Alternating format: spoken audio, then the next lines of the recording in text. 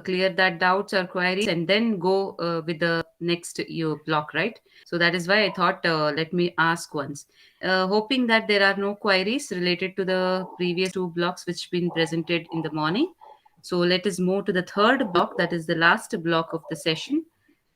We are now moving into, let me admit, participants are now coming. Kindly make sure that you are within the time limits. You are getting in within the time limits. Yes. So the last block talks about business laws related to agriculture. In this block, we will be dealing with four units again. So first is legal system for business. Second, related to marketing related regulation.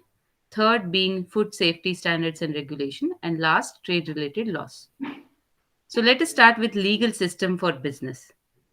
First of all, if we need to start any business, we cannot go or avoid or isolate our business from legal system which is there for our country as well as in any country for that matter. So legal system talks about different laws, maybe related to business law, maybe related to companies law, maybe related to labor laws, taxation law, education law. We have so many laws in indeed or in as a whole. If we talk about it, is called as legal system. And when we talk about legal system of business, it comprises of business laws, the company laws, taxation laws which relate to again business. So all these together is called as legal system for business. Uh, I hope you know, if the legal system itself is not there. We have discussed in the last previous session that if legal things are not there, if the policies are not there, what happens? What are the demerits? We have gone through those discussion, right? I hope it is clear for all of you. Yes, ma'am.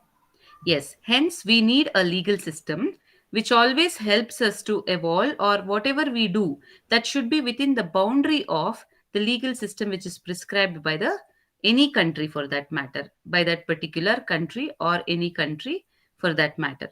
So that is why we need to work within the legal system, and this legal system is framed in such a way that it is safeguarding the society's values and norms, and then it is applied in the society. So in that way it is created or constructed, and then it is not isolated from social system what we belong to. So it reflects the entire society, that is social, economic, political, cultural characteristics of any society. So social, cultural, economic, the political thing. I Hello. request all the participants to mute Hello. themselves. Mama. Do. Who? Had lunch. Oh yeah, we're so tired. Hello, Oh, Shanmugan sir. class over, ah? I what the lunch over? Let me Oh, mute up to now start, from my ah? side. I'm Okay, muting okay. him. I hope now it is disturb free. I hope all of you are with me. Yes, ma'am. Yeah, yeah. Okay. Yes, ma'am. So I hope now you got the legal system takes into everything when it is created, or when it is when somebody has to follow legal system or frame legal system, what and all the things we will be there inside that legal system. So legal system is not apart from what we live, or what we are following every day to day life. So it includes social, economic, political, and cultural characteristics in the society. Now, industrial laws particularly been taken care with the four major codes. I have listed in the screen, that is Code on Wages 2019, Industrial Relation Code to 2020, which is recently done, again Code on Social Security, and along with Occupational Safety, Health and Working Condition Code 2020. Now, why these laws are needed? Why these laws are needed? Industrial laws especially. Take for example, in any manufacturing unit, or any manufacturing industry, if the social security of an employee is missing, or the employees are exploited, they have been asked to work overtime, but they have not been paid right wages. In that case, to whom they have to go and ask their rights. So there the industrial laws come into picture. So with the Code of Social Security 2020, any employee can sue against the manufacturing in a unit related to his safety, his social security, or we can take the example of any harassment taking place in the workplace that is also related to social security, and which when it comes to the physical environment or working condition of any manufacturing industry or company, they can approach occupational safety, health and working condition code. This is how each individual code will help the employees in different ways. So the employees can directly look towards these codes whenever they are in trouble related to particular area. I hope it is clear, all of you. Yes, ma'am. Yeah. Let us move to business law, which is otherwise called as mercantile law. Now, this law related to only business. We are talking about now only business law. Earlier, we were talking about legal system, entire system for the business. Now, in that, business law is a part of legal system. I hope it is clear. Earlier, we discussed business law, company law, taxation law, all together comprises legal system. Madam, Now, excuse me, is it possible to make a slideshow, please? It is in PPT mode. The screen is not visible completely, no? It is covering only a yeah, part yeah. of it. Okay, okay. So good afternoon, ma'am. You want to address the participants? No, no, madam, I don't want to address. Just Ah, I'm saying it's in PPT mode, hence I informed you. yeah, now it is clear, all of you? Madam, it is in the PPT mode, presentation. If you Yeah, make now it, I have done in the slideshow mode, madam. Is it clear no, madam, now? it is still in PPT mode only. I'm just, I have put in a slideshow mode actually. Is it there now? Yeah. Yeah, Okay, yeah, it is there. carry on, madam. Please carry on. Yeah, Thank you. yeah, yeah. It is there in the slideshow? Yes, madam. It is Yeah, there. yeah. Okay, Yeah. okay. Yeah, thank you, thank you. Okay. So mercantile and business law is a part of entire legal system as we have already discussed. So legal system consists of business law, taxation law, many other laws included. So in that business law is a part of it. So business law is nothing but it is very much related to the rules, set of rules, regulations for the governance of certain, business which is taking place.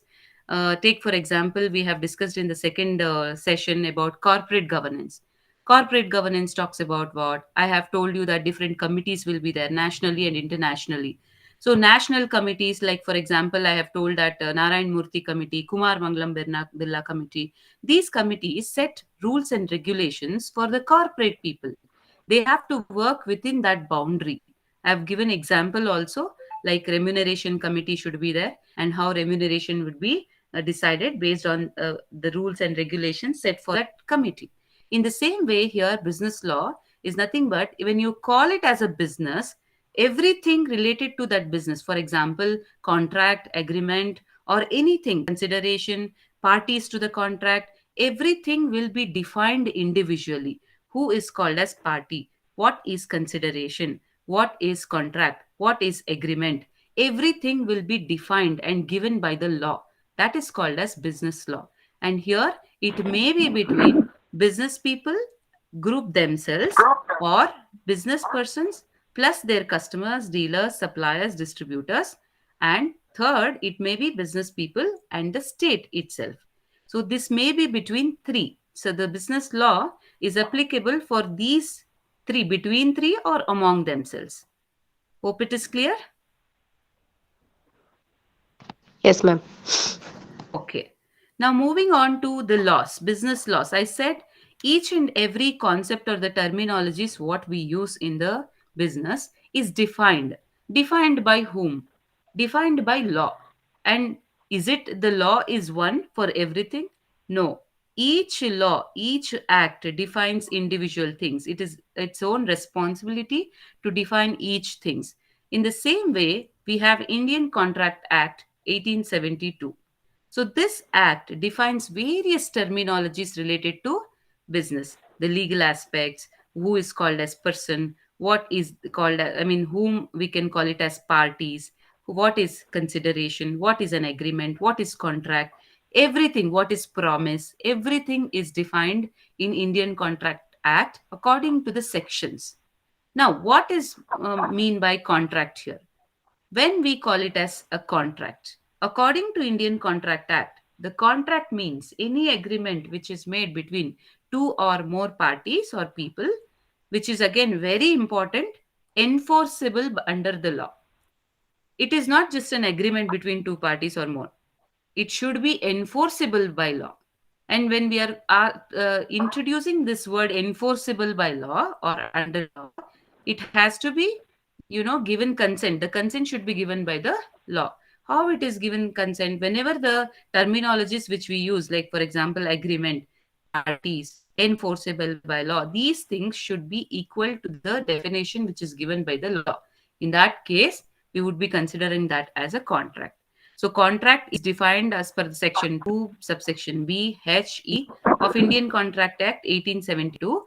I'm not getting into the definition part of each and every terminologies. I would kindly request all the participants to go back to your blocks. I have already told that when I'm explaining, please keep your materials with you, and through when I'm running the slides, you also please go through that, so that wherever you have doubts, you can ask me. Okay, so there are different definitions given to different terminologies that is defined according to the Indian Contract Act.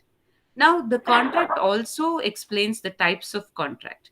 Now, when I ask or talk about types of contract, type of contract is basically classified on the basis of validity, on the basis of formation, and on the basis of performance. So, let us go one by one.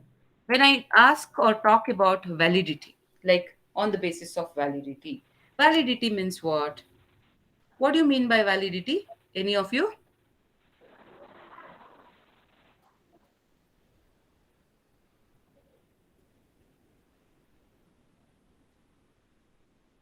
Kindly give your answers, anything. Don't mind whether if it is wrong or whether it is up to the mark. Don't worry. Just give whatever you know.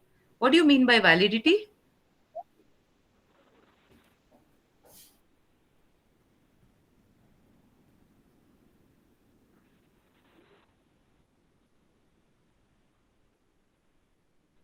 I'm not able to see anybody participating here. First two sessions you participated very well. I should appreciate for that. What is validity? Anything. For example, if you recharge a mobile, it is valid for how many days? Correct? The time, Whenever. that is the time limitation. Yes, very good. And Mm. and And valid. authentication. Yes, very good. And the GP or the for the speed, whatever you have uh, agreed upon, that is limited to that. Correct? Yes, yes. Ma'am, Yes, that slide is is. not moving. Slide is not moving. I'm in the same slide, sir. Basis of Uh, validity. I'm in the same slide. there is just showing only mercantile business law heading. Law. That's all. Slides in not moving. Not moving, is it? Yeah, yeah. Not at all. Now it is.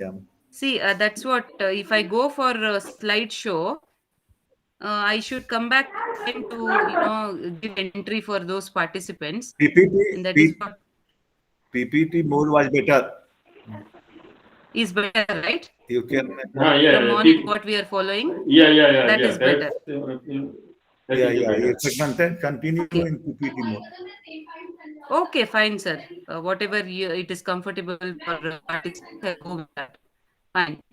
I'll go with PPT Yes, mode only, not slide mode, right? Because slide mode again, I have to come back and admit the people, so that's taking time.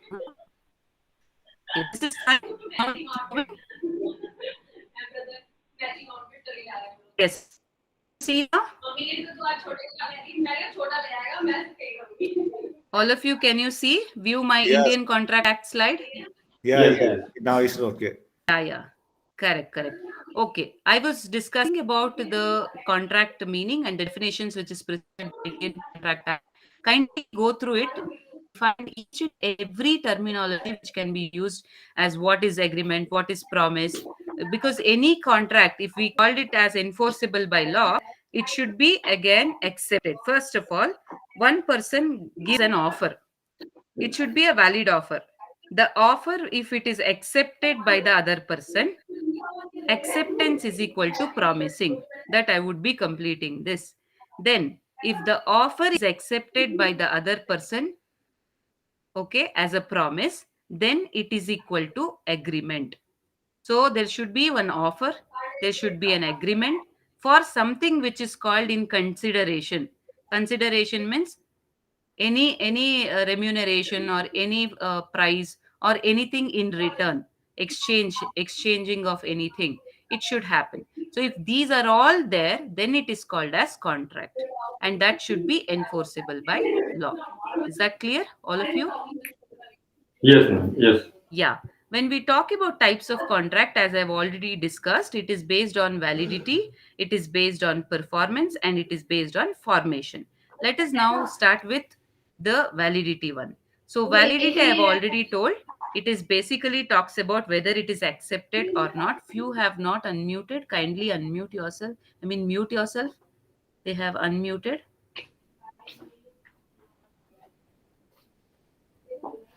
because that would be disturbance for other participants as well. Okay. Now, valid contract, they on the basis of validity, I think still they have not. Rajan Singh, sir, can you please mute Yes. yourself? Okay. Yeah, thank you very much. Yes. So now based on the validity, we have four types: valid contract, void contract, voidable contract, illegal contract. Now, what is called as valid contract? Valid contract is when everything, all the essential elements, we will discuss about essential elements of contract also. So, if all those elements, essential elements are there in the contract, then it is called as valid contract. Very simple. So, we will be discussing about essential elements of contract. Please note that when all those elements are there in the contract, it is called as valid contract. Okay. Void contract is what? Any one thing, if it is not, for example, in the essential elements, I told that I will show you that. When these essential elements are not there in the contract, it can be seized as not enforced by the law. Then it is called as void contract. Something which is given as essential element and it is not there, not fulfilling as per the law. Then it is called as void contract. Okay. Voidable contract is if the agreement is enforceable, it is enforceable, everything is there, but it is not accepted by either one of the party or more than one party, then it is called as voidable contract. Some may not agree, whatever you have gone through, or some may agree. With if one person is also not agreeing, then it is called as voidable contract. Now, illegal contract is something which is against the law, that is forbidden by law. Anything which you are carrying out which is illegal, not accepted by the law, then that is called as illegal contract. Any contract, for example, if you are giving a supari to kill somebody, is it a legal contract? It is not legal, it is not enforceable by law. Killing somebody is not enforceable by law. That is called as illegal contract. Is that clear, all of you, related to validity? All of you? Yes, ma'am. Yes, ma'am. Yeah. Next, we'll move on the basis of formation. So, formation, during the formation of contract, we can categorize into four again. Express contract. Sometimes it will be written. For example, house rent. You take a stamp and a stamp letter and do on that in written format or typed format. You make a contract. That is an agreement. Okay. Both the parties are agreed and everything is done. So it is written. Sometimes we go with spoken. Just will talk and will the contract. So that is express contract. Express contract will be written as well as spoken one. Okay. Implied contract is sometimes we feel that the contract is there Though we have not spoken, though we have not written, but it is declared that it is there, implied. It is implied that the act is conducted by both the parties, then it is a contract. For example, if you marry someone, it's a contract. Though if you enter into a contract or not, it's a contract. It is implied. Both of them are, committed to each other. However, nowadays they are not committing to each other. That is different story. But it is an implied contract. Now, tacit contract. What is this? Here, for example, you do from your side anything, you start doing it. It is considered as you are into the contract. For example, here I have given buying a ticket to travel in the bus. Buying ticket itself is entering into contract, and you whether you travel it or not travel it, it is considered as contract. And cash withdrawal from the ATM, it is also like you the way the by the time you withdraw the money, it is that declared that you have already entered into the withdrawal money contract, that is entered as a transaction. Okay, sometimes it is happening from your point of time, when you take an action, it is done.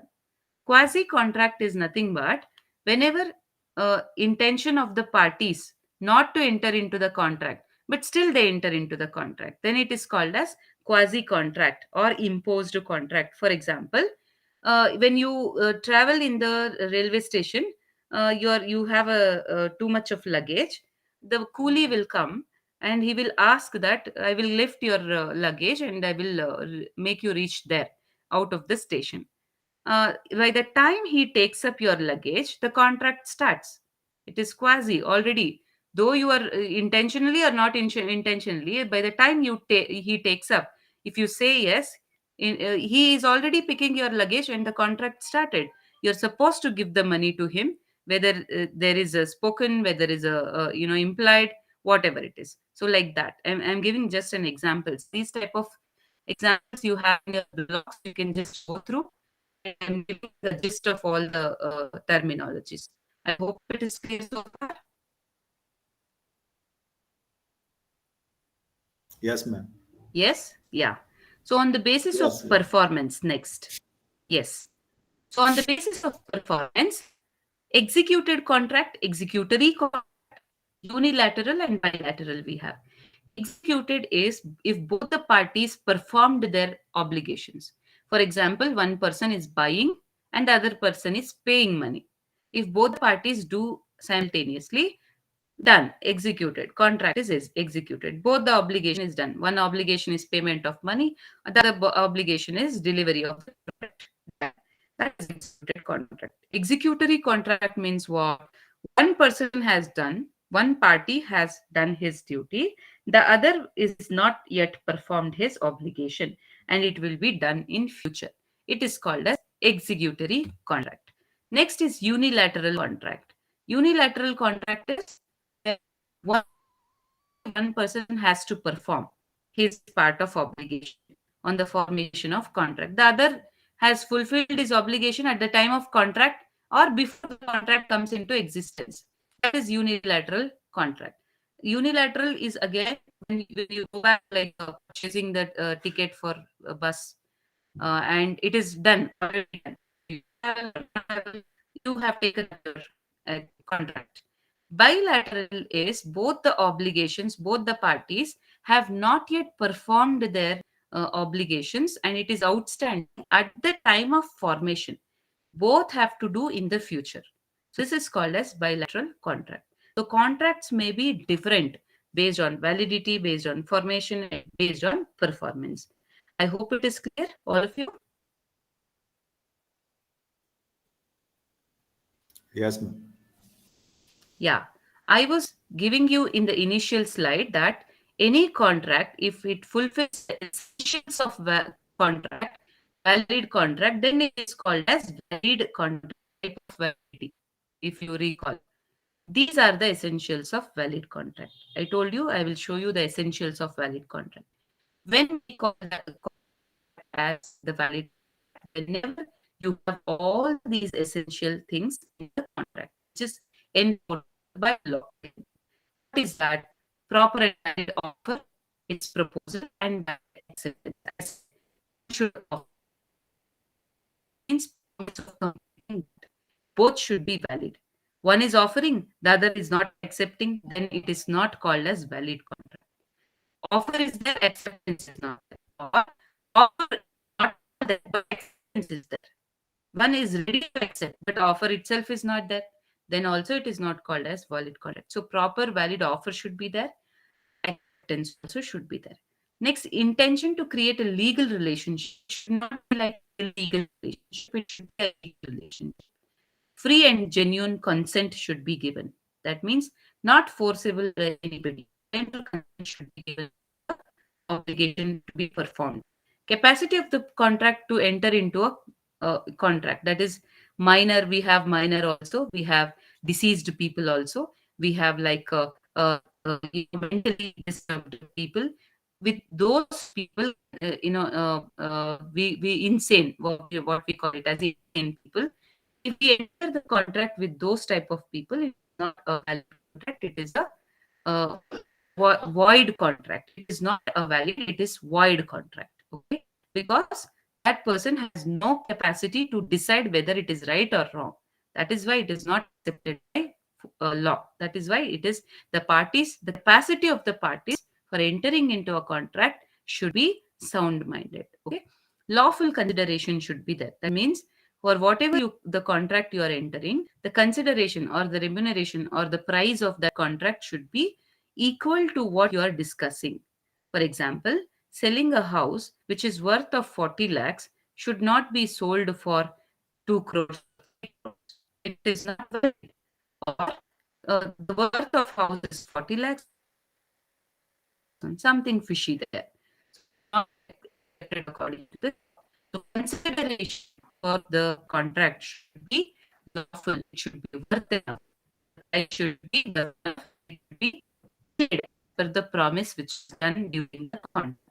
Lawful object. For whatever you are entering into the contract, the object should be accepted by law.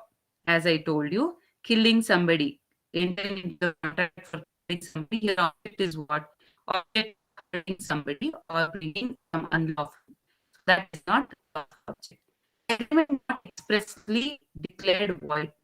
So it's not expressly declared as what? Agreement is made, but it is not declared as per this, any of the essentials. Then it is declared as void.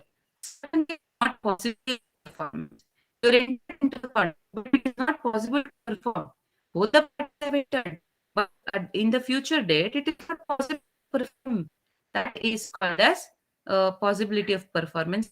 For example, entering into physically challenged person, I'm talking about, not insane, physically challenged person for performing which is not able by his, physical capability. That is called as not possible. That is one of the example. Then legal formalities. If it is not happening according to the legal formalities, for example, you should enter it only in this stamp paper. You should, the signature of witness, signature of both the parties should be there. All these things are called as legal formalities. So all these essential things, elements should be there if we call any contract a valid contract. I hope it is clear. Clear, Yes. ma'am. Clear. Yeah. So this is all about contract, Indian Contract Act. Now let us move to the Companies Act of 2013. Before this, I hope all of you know we had another Companies Act. Can you mention the year? Anybody? Anybody, if you can mention the year of Companies Act, previous one, before 2013? Idea. No idea. Okay, no problem. So, Companies Act of 1956 was the first Companies Act. After that, many modifications were made to the same Companies Act. However, the act was not changed. Now, recently, that is 2013, they thought that they have to bring more changes in the Act, Companies Act, and just amendment and modification is not sufficient. So they thought that they will bring a new act, that is New Companies Act of 2013. Earlier, many companies were set up with the help of Old Companies Act of 1956. Now it is the New Companies Act of 2013. So when you are going through your material, please go through the Companies Act when the old one has existed, as I've already told, 1956. More details have been given related to that. And also, they have given many other things like accounting standards, what it is followed. There are so many minute things. I'm not able to bring those things here because that would be the entire day will take off if I go with each and every concept. So I have taken here important things. So what, according to Companies Act of New Companies Act of 2013, important types of companies we have. We have private company. I have mentioned here sections also, subsections and sections of New Companies Act. Public company, we have statutory companies, and you can go through all these companies. Why, when we call it as public, when we will call it as private company, what is statutory company, registered company, please go through all these things. Limited liability company, individually you will not be asking like what is private company, but under the types of companies you should mention all these things. Okay, so there are 12 kinds of companies under New Companies Act of 2013. So you please go through each and every company, like how many minimum members. There are so many things. For example, formation, how it is happening, under which act it has to be registered. Please make a note of this. Each company, under each company, what you should refer. Like that, what is that company called as? How many parties are required to frame that company? And what is the capital requirement? And under whom it is legally accepted? All these things should be taken care when you are reading this. Okay, now features of important features of Companies Act of 2013. I said they thought of bringing a new company instead of modifying the old company. Why? Because there were so many things which they wanted to implement as a new thing. For example, earlier there was no women empowerment given in the corporate sector. Now they have made mandatory that one women director should be there in board of director team. The board of directors, whatever the composition they have, whether it is independent directors or whether dependent directors, one women director should be there. That is compulsory or mandatory what they have brought. Anything. If I listening to please go through the slide. I'm just highlighting which is more have got prominence. Introduction of corporate Excuse, social responsibility. Yes, yes. excuse me, madam. Yes, Madam, sir. your voice is echoing. Madam, voice is echoing from your side. Is that happening for everybody?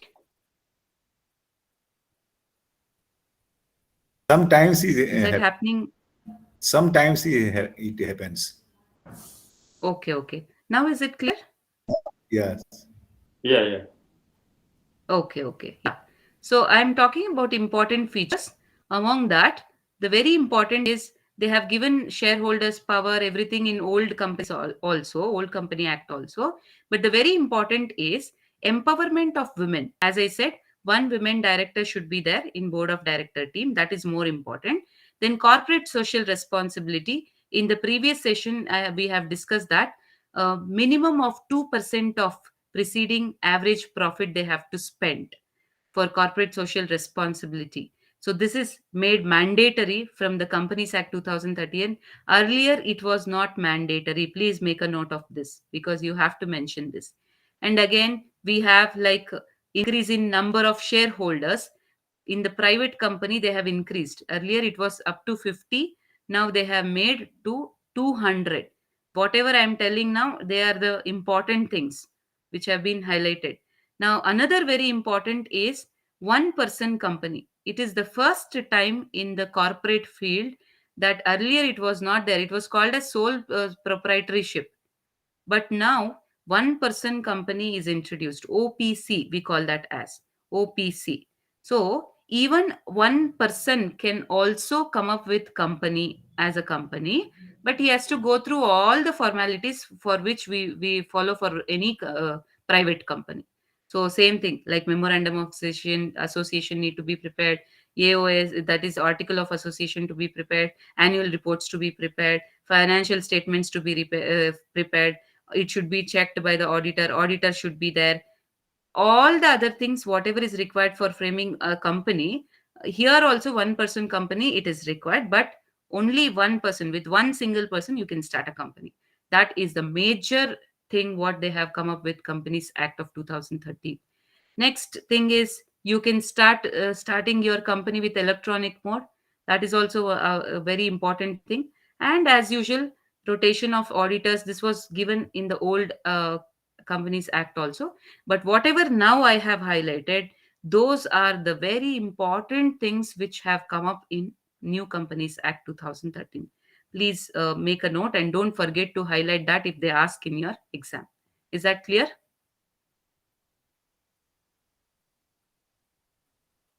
All of you, is that clear? Yes, madam. Yeah. Moving towards next, Factories Act of 1948. Not much to talk about this because Factories Act being passed two times, that is 1889 first time, and then 1891 passing and again an act, and it was extended up to, for the employee 50 or more workers, if they are in any of the factory, if they have got more than 50 or equal to 50 or more than 50 workers, if they are, that factory should follow all the rules and regulations which is prescribed by Factories Act. So Factories Act, they define, the definition is given. And again, I'm not getting into the definition of each and every terminologies. What is factory, who are worker, who is called as occupier. Occupier is here owner who is running the factory. So they have defined each and everything. Kindly go through it in the Factories Act. So in the Factory Act, what you have to remember is how many amendments been made, how many times the Act has come, and what are the features. That's it. Okay. Let us move to the 10th unit now, related to marketing related regulations. I hope everything is clear related to unit 9. Yes, ma'am. Yeah, Yes. that's great. Okay. Now, marketing related regulation. Now, what do you mean by this? Earlier, we spoke about business laws. That is the law related to running of a business. What is contract? What is that? What is this? Company, everything. Now, whenever you are getting into the market, when you are selling your product and services, what is that you need to take care, or what you have to concentrate on?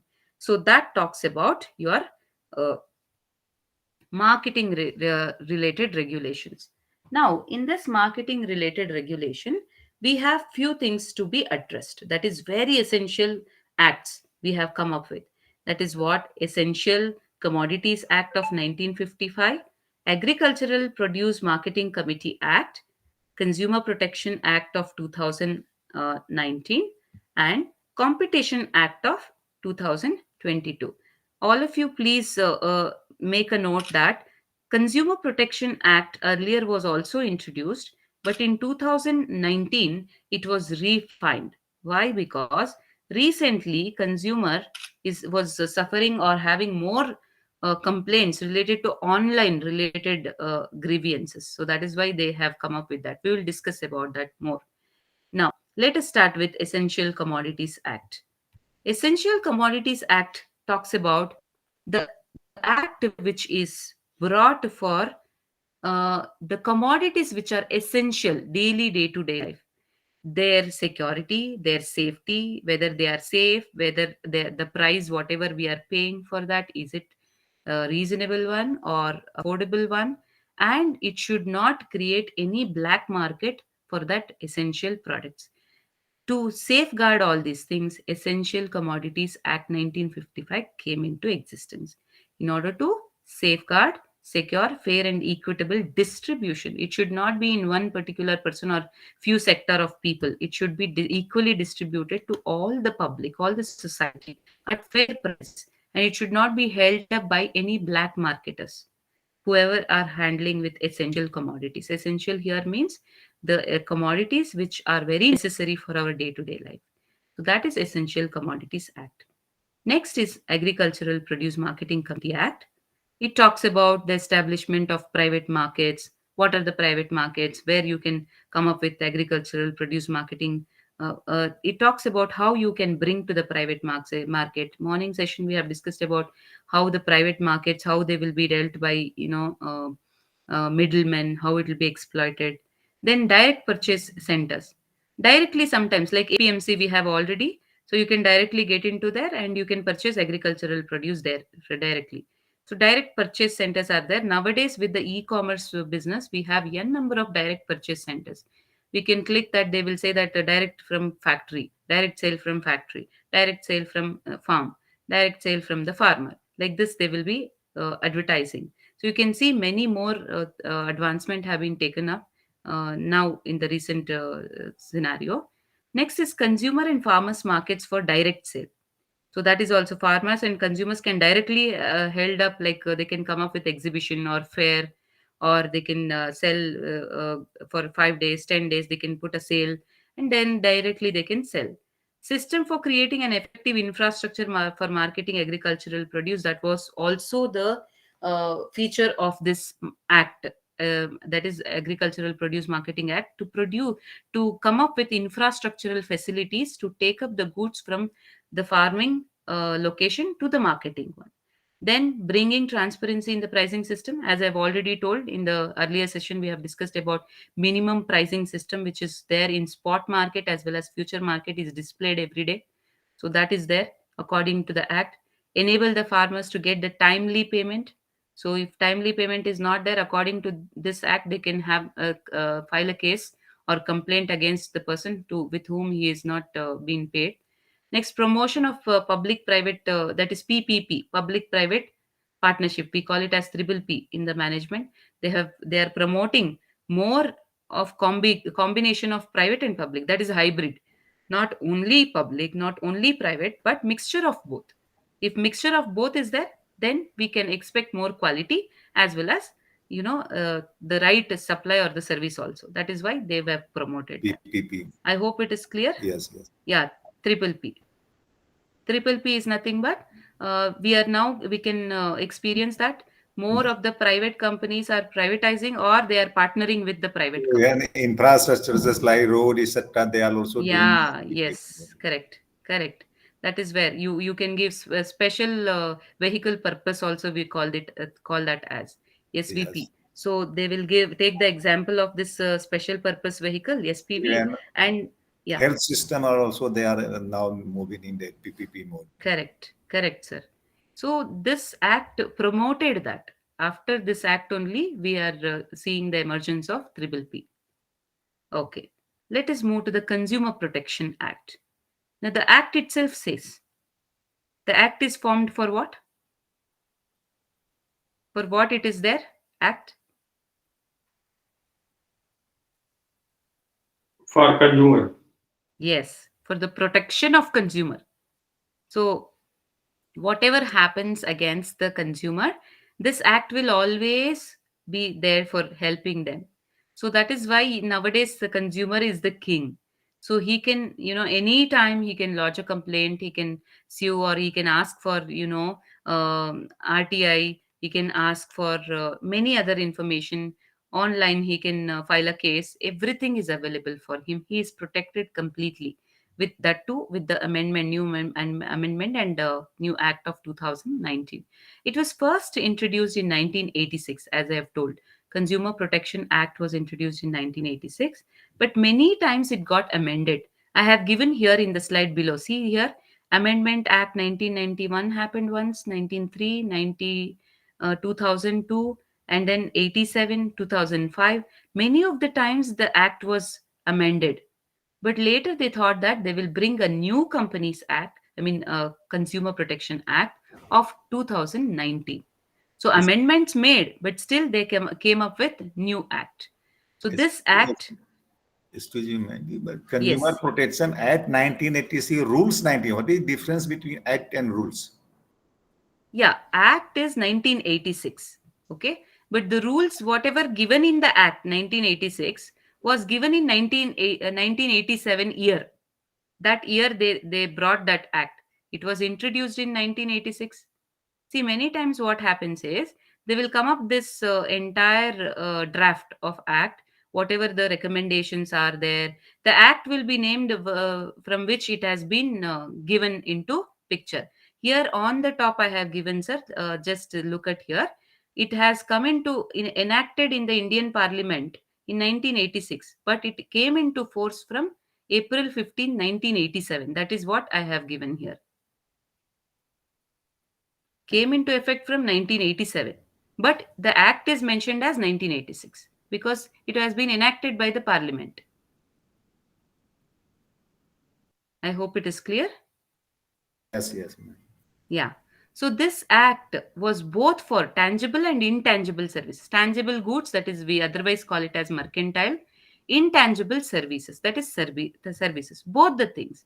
If consumer is purchasing good or if he is taking services also, for both the things, if he is like manipulated, any fraudulent activities happened, or if he is misleaded, he can file a case. Anything.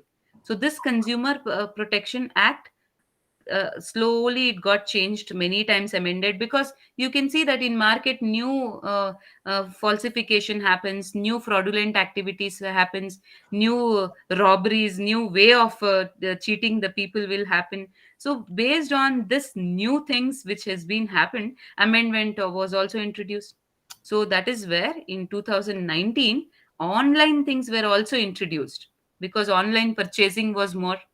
And we can see, if we can recall, somewhere ordered, phone or something ordered, and they got stone in the package. This is what we were listening, right? We were hearing this type of news. Yeah, in that case, consumer where to go? If he goes in the Consumer Protection Act, there was nothing rule related to online purchase. Now, in that case, where he has to go and file a case? So that is why they introduced 2019 Act, where that is also part of it.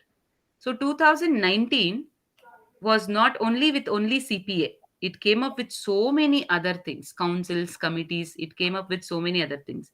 Like, for example, CPC, Consumer Protection Councils, they had a council, district council, state council, national council, we have separately. Central Consumer Protection Authority is there, which will act in the central, is the main. Consumer Disputes Redressal Commission is there. Anything like if you have conflicts, any redressal, that should be redressed by this Consumer Disputes Redressal Commission. Mediation, anything happened related to mediation. Then product liability, offenses and penalties, if it is there, this particular will be taken care. So each individual, all these things are there and part of CPA, that is Consumer Protection Act. Is that clear? All of you, is that clear? Yes, yes, ma'am. Yeah. Let us move to in detail of this Consumer Protection Act. That what I say, CPC.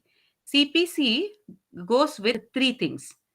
In three levels it will go. Like, for example, you can complain in district level if you have gone through any fraudulent activities or somebody cheated you, where you have to file. First of all, district level, you have to go to DCPC. DCPC is here, District Consumer Protection Council. And through this DCPC, through the district level, you go to DC, that is District Collector. And from that, there your problem is solved. If your problem is not solved here, it will be again taken care by SCPC, that is State Consumer Protection Council, and by state, and again it is forwarded to chairperson or state minister or Ministry of Consumer Affairs if it is not solved by CP and state minister. Okay, in this level also, if it is not done, it would be almost done in district level itself, but based on the level or the value of the manipulation happened, I will show in the next slide what is the limitation of value, when you can consider at district, when you can consider at state and national. So if not done in state, even it can be moved with CCPC, that is Central Consumer Protection Council, which comes under national, and there it will be dealt by chairperson, union minister, as well as Ministry of Consumer Affairs. So this is how it is taken care. So these people are responsible. Where if you want to file a case, this will your case should be written in form of written. Everything is there in the your material. Please go through that. So it should be written in a handwritten. You should submit it, the form. Along with that form, you have to give the details or the proofs, whatever you have encountered. Then you have to file a case. So this will go in that way. And the Limitation, I've told that limitation, when you can go to district consumer dispute redressal commission, when you to go for state, when to go for national. It is like this. If the value of goods or services as a consideration within 1 crore, if the entire amount is within 1 crore, if you are done any buying or purchase or any agreement, and if it is not settled properly, if anything a dispute has happened, then if the value of that contract or goods and services for whatever you have made a contract, if it is within 1 crore, you can file a case in district consumer dispute redressal committee, as I said, in this, that is DCPC. Okay. If it is more than 1 crore, 1 crore and less than 10 crores, if that is the case, you would be filing the case in the State Consumer Dispute Redressal Commission. And if it is exceeding 10 crores, you're not supposed to do it in district, either district or state. You should directly go to National Consumer Dispute Redressal Commission. So remember, the value of the goods or services as consideration. This is a limitation. In this way, you are going to approach whether district, state, or national. Is that clear, all of you? Yes, ma'am. Yeah. So next is Competition Act 2002. Competition Act, just see, 2002. You can just imagine. After 1991-92, more companies started after LPG, as we have discussed already. When more companies came off, more products and services came up and led to unhealthy competition.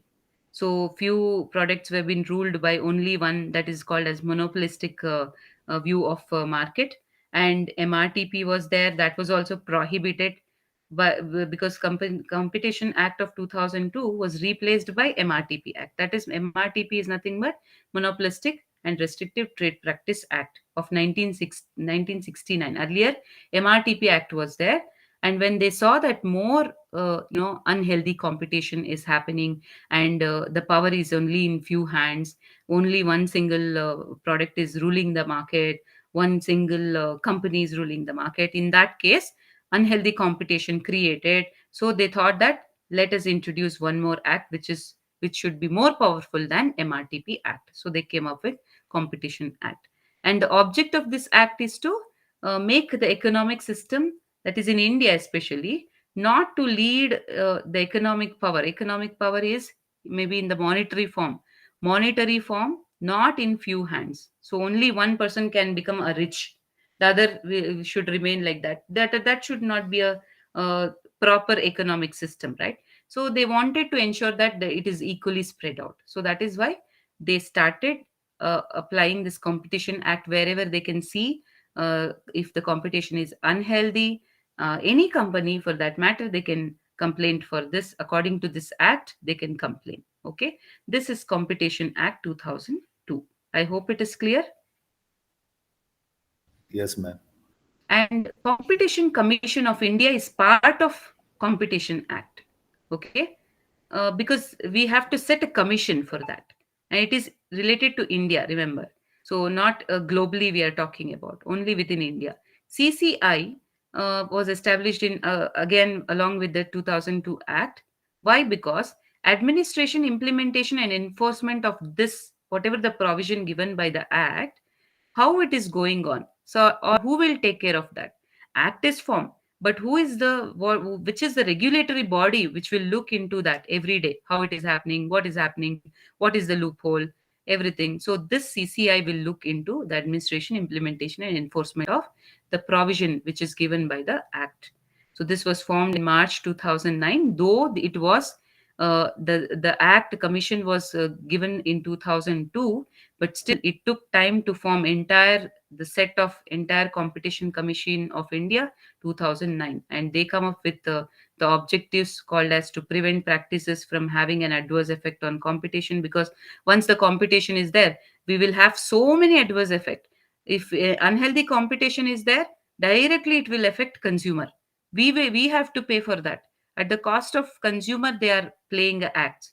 So that is why they wanted to completely take out this. So the act again to promote and sustain competition in market.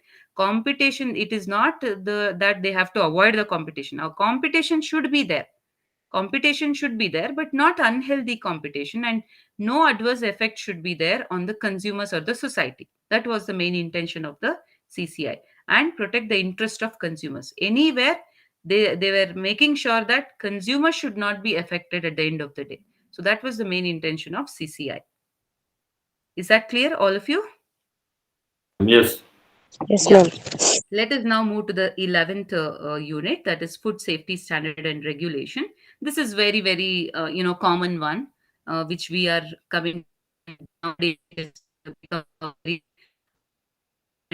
I can say, everybody are looking to, and everybody wanted to live a healthy life, though they are stuck in many of the things like stress. Everything is now the main thing which keeps us healthy is food. So that is why one more aspect what they have brought related to agriculture is food safety standards and regulation. So when we talk about safety, that means when we call the food as safety.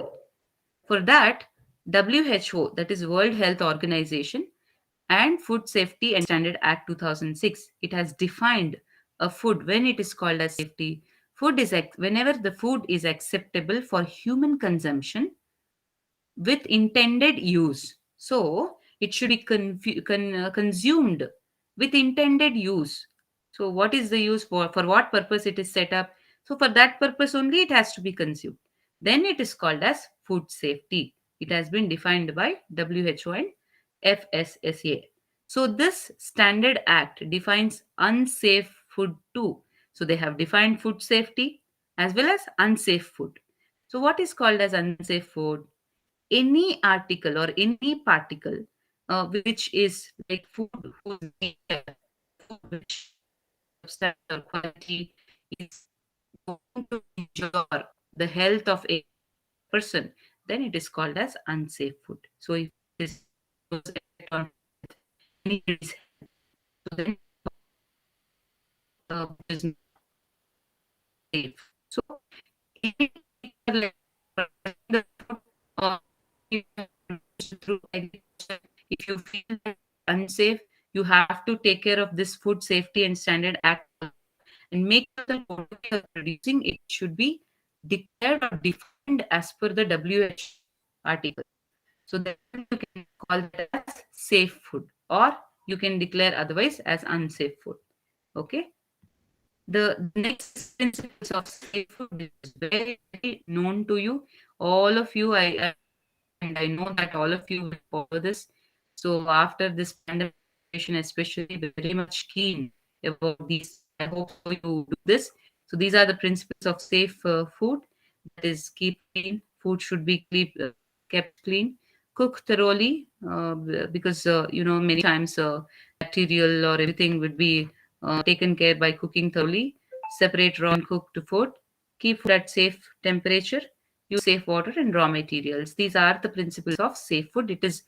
I hope I need not spend much time on this because these are all known to you, not unknown to you, and self-explanatory as well.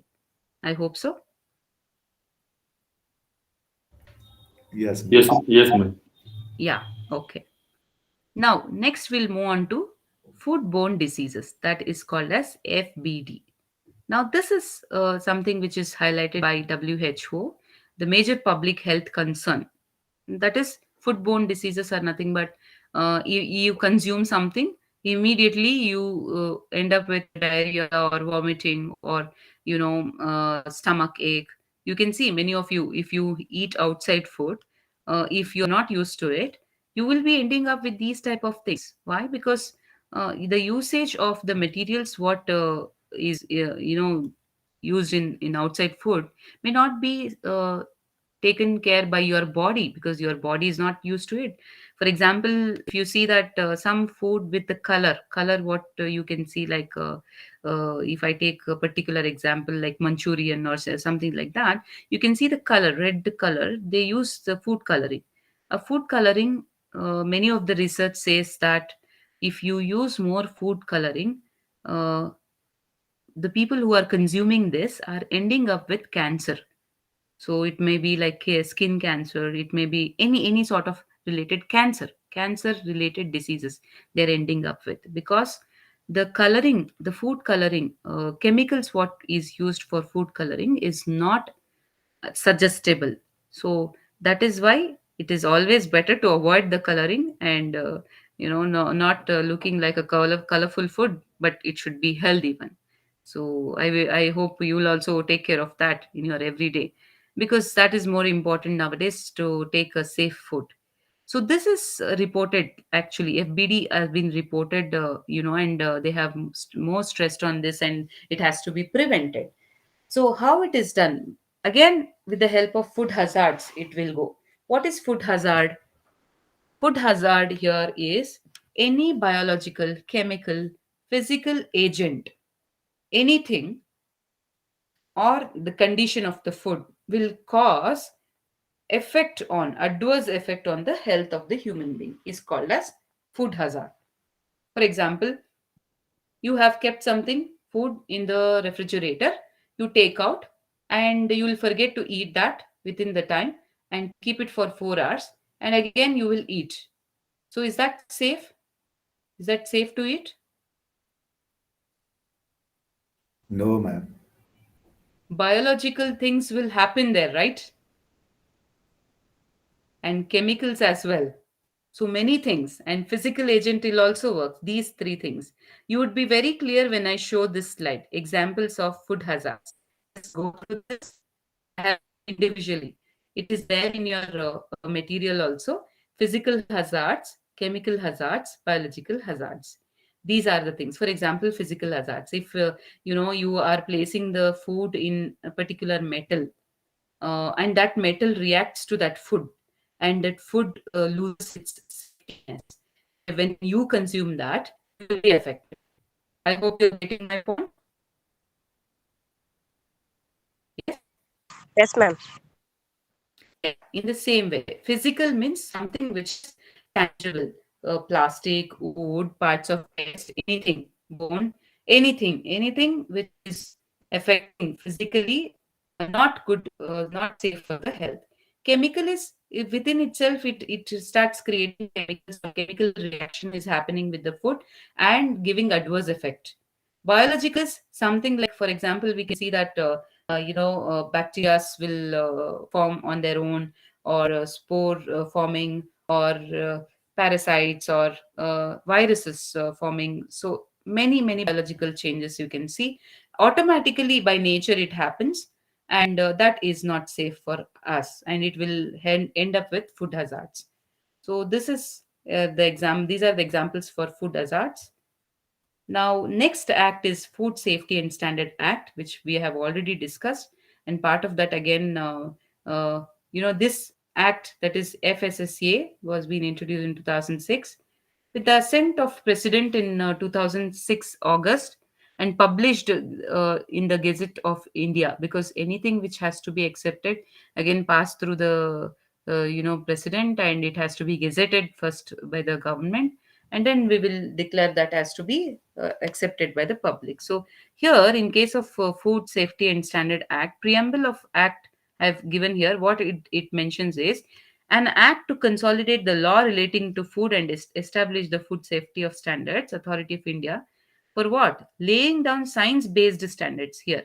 They have asked to give science based standards, like combination of biological, combination of chemical, everything. How does it happen or matters in case of manufacturing, in case of storage, distribution, sales, everything which throughout this process, everybody should make sure that it is safe, and for the consumption as well, and safety for taking it on the right time. So this is what their intention is. So Food Safety and Standard Act will mention about all these things, and it also says that food hygiene is important. Now, food hygiene, according to WHO, what they define is all conditions and measures necessary to ensure the safety and suitability of food at all stages of food chain. Any stage of food chain, it should be very safe. It should be suitable for each and everything. For example, This food hazards, whatever we have discussed, apart from chemical, physical, and apart from biological, there are some other factors which is responsible for, uh, maintaining food hygiene as well as, contributing to food hazards. That is the food itself. The food itself may, turn into different way if you keep it for example, perishable goods. Perishable goods need to be consumed. If you take a packet of paneer, on that paneer it will be given like within this many days it has to be consumed. For example, milk, they will be given the dates. The food itself will become poisonous if you consume after that. And the people who are handling that, they may be like not using hygiene. They are not washing their hands, and they are not wearing any gloves. So this is by people. Facilities, the given facilities like the space for cooking, or the space for storage of raw materials, or the space refrigerating the things is not done properly. No hygiene is maintained near the facilities. Warehouses, you can see near APMCs, the warehouses, lot of insects, lot of other things which will be very dangerous for consumption of those materials which have been safeguarded in that warehouse. So this need to be taken care. So that is why WHO says that food hygiene should be taken care, not only by stopping them from food hazards, but also by food itself, people, and facility. That is why here I can show you Hindustan Times, which has been given very long back. They have told, see, very long back, they have told that hand hygiene is very important for anything. This is given in your material also. Just go through that. So how you can wash your hand, what is the art of washing hand, when to wash hand, and how it is benefited. So this you can go through. Yes. Moving on to the last part, that is integration approach. Integration approach is nothing but the food hygiene as well as safety. Both are integrated. So many practices being given by the government through their different ventures, like good agricultural practices need to be done in order to maintain integration approach. Integration here, both food hygiene as well as food safety, both. Good agricultural practices, first of all, when you're producing the product, or when you're bringing up the raw materials for the final consumption, or when you're harvesting, you have to first of all go with the good practices.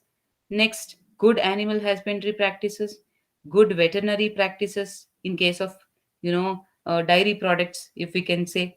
Good hygienic practices like maintenance, covering, packing, everything.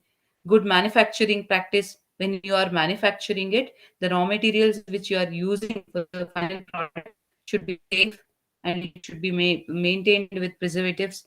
Hazard analysis, critical control point, that is also part of this. Microbiological risk assessment should be taken by MRA, and quality management, that is certification, should be given, and TQM finally, that is total quality management altogether. Whether it is it should be accepted, the certificate should be given that it is ready for consumption. Then you can bring it into the market, because any product, if we want to bring into the market, it has to go through testing first of all.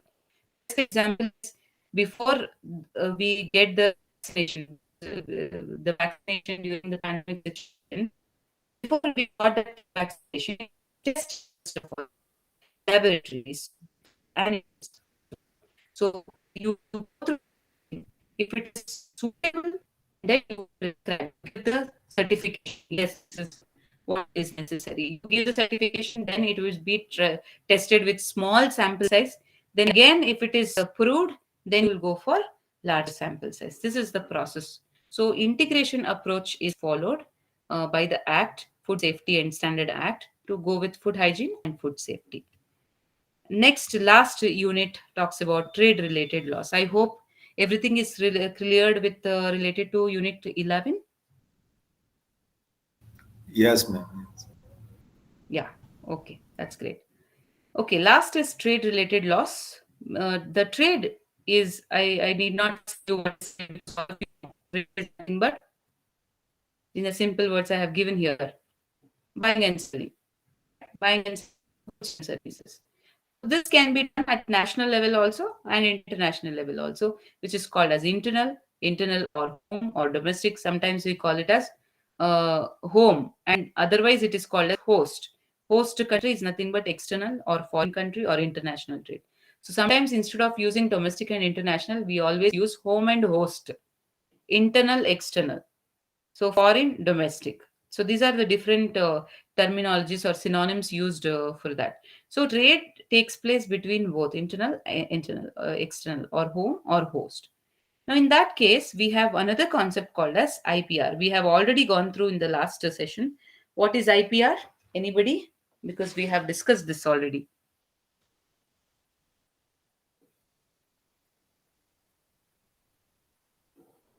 Yes, what is IPR? Intellectual property rights. I told you last. Yeah, yeah, yeah.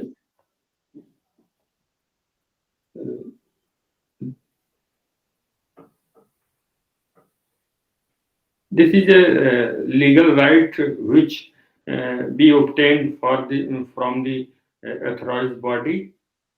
Yeah, something if they do innovative, Yeah, yeah, yeah. innovative or creative, which is not Creative. copied by Yeah, anybody. yes, yes, yes.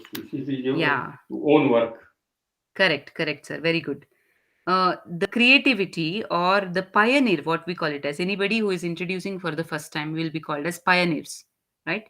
So they can apply for intellectual property, they can have this IPR, so that somebody should not copy that and declare that it is their property. Okay, to safeguard that, intellectual property rights is given. So this legal uh, right may be given for ideas, for innovations, for artistic work, because sometimes you can see that paint is authorized or legally has got property rights, we say, no, some painting, if it is a few famous writers, they will have this intellectual property rights. It is happening nowadays in India. From many ancient days, we are following many things, like for example, antiseptic. The turmeric is used as for antiseptic, right? We are using from this many years, but nowadays one of the foreign country, they got this intellectual property right saying that turmeric is used for antiseptic. We know this, we have this knowledge, but we never went for IPR. Indians, we never went for commercializing this idea. In same way, we Indians have so many other ideas which we have not commercialized. I can say that IPR is nothing but commercializing. You're getting the right, and you would be paid also for that. Okay? That is why it is called as commercialized, and nobody should take that. Now, many other countries are copying from India, Indian culture, and they are declaring that it is their patent right or their copyrights. So we are lagging with that. So as soon as you create something, any artistic, any innovation, you have to take the help of IPR. Then only nobody can copy that and they can't declare that it is their innovation. Okay. So this is called as IPR, and this can be done through patents, copyrights, trademark registration, designs, geographical indications, etc. It can be done through anything. Now you can say that any picture, if you are copying from the website or Google, you can see that down it is written copyrights. C. Can you see that? In the bracket, in round mark, C will be there. Correct? Have you observed that? Any of the image in the Google, if you refer, Yeah, yeah, yeah. Seen. C will be there. That means that what? You Co- cannot you cannot take that and paste in your document without the permission of that the person who has created that. And that person has got all the rights to sue you if you don't take the permission. Or one thing is, you need to take the permission, or if you use that copyright item in your material, you have to cite that person's name, that I have taken this from this reference. If you cite this, if you do this way, then you can be safeguarded at least. Okay, without asking their permission. If you do, you have to give the credits for them. So that is one way of doing the things. Yes. So let us move to the types of intellectual property rights. So we have different types of intellectual property rights with the acts followed by them.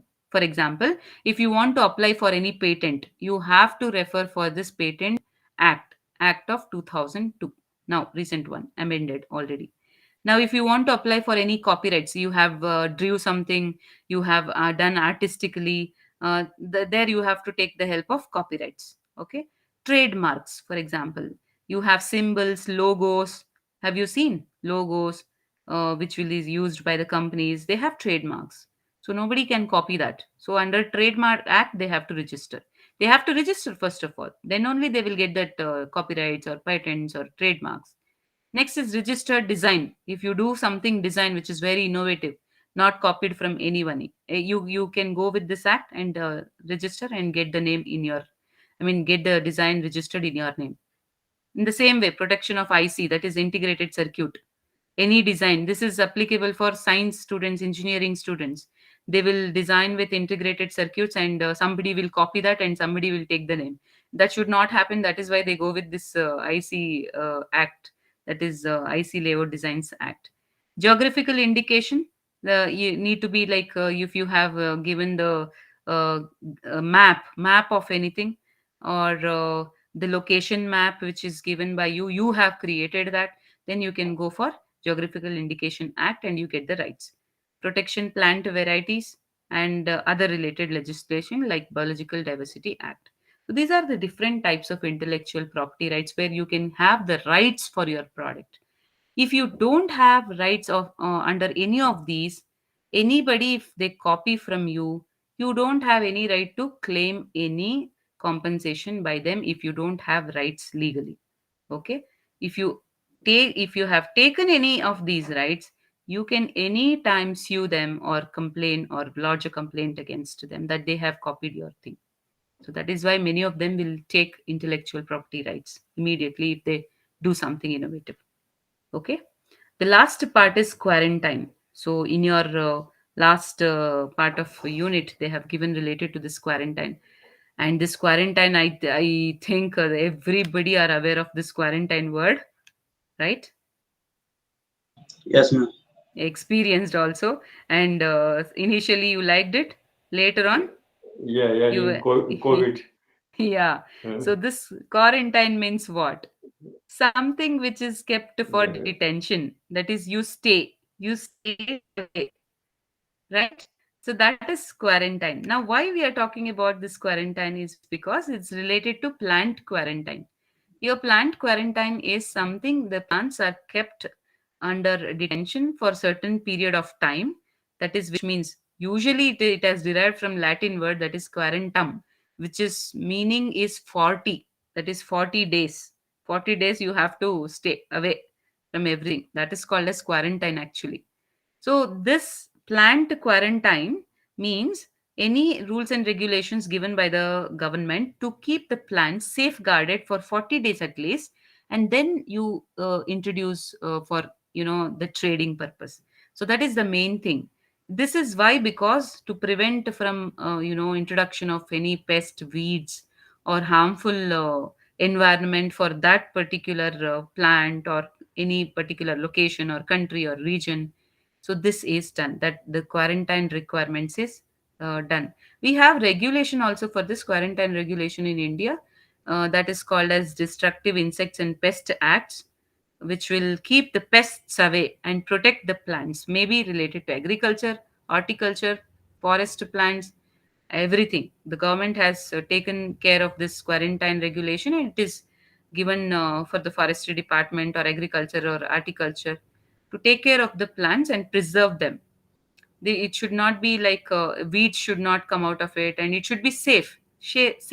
And if you are going for international level importing and exporting, in that case also quarantine regulation is applied. If you are importing, for example, this slide talks about that complete embark prohibition when pests risk, high risk, safeguard is not available in our country. You are importing that, and you see that for that particular product, safeguard availability is not there in our country. In that case, import itself is prohibited. We are not allowing for the plant quarantine anymore. So that is what plant quarantine regulation in India talks about.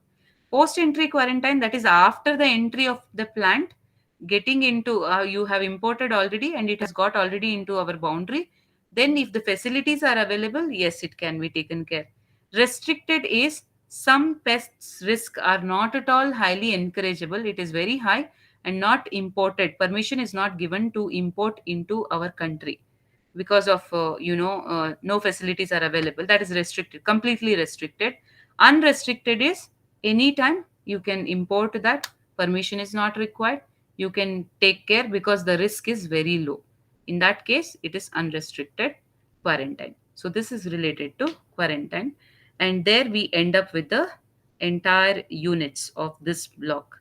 If anybody having anything related to this, you can ask me. I hope it is clear, all of you. Yes, ma'am. Yes, ma'am. Okay. Any other questions, any other queries, if you have, you can ask me, or else I will just go with how you can write your answers, everything, basic things. I will just give you a brief about that.